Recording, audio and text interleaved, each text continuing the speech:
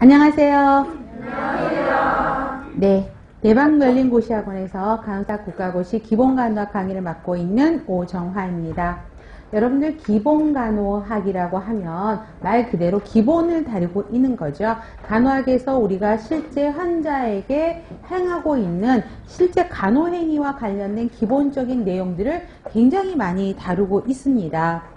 자, 그러다 보니까 어때요? 우리가 실제 학교에서 실습을 하면서 기본 간호학을 해야 되는데 실습에서의 제한점은 기본 간호학을 그렇게 많이 직접 해보지는 않았죠.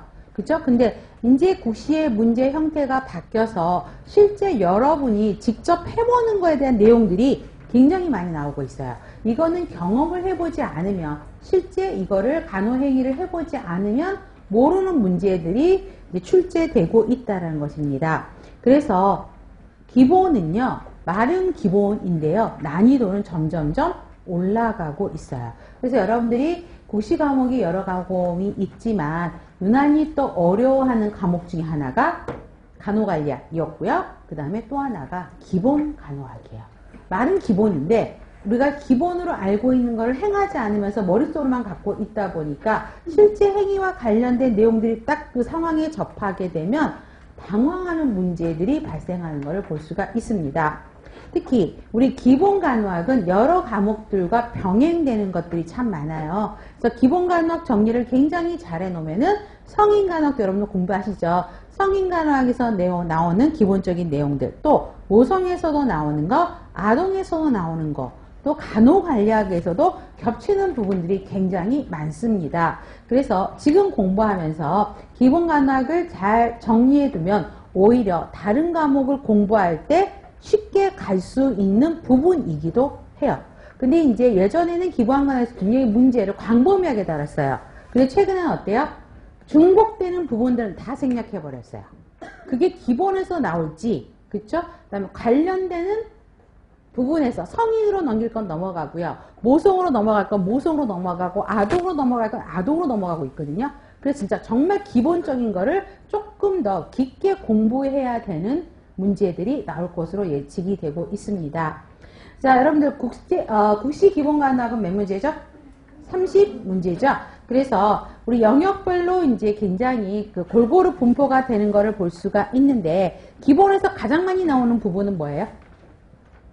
기본에서 투약이요. 그렇죠? 투약에 관한 부분이 제일 많이 나오고요. 또 건강 사정 부분이요.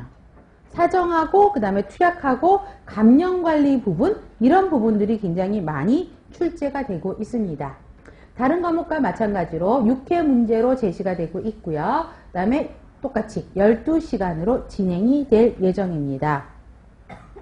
재차 강조하는 거는 다시 말할 필요는 없겠지만 문제풀이보다는 말 그대로 기본 개념에 충실해 주시면 고맙겠습니다.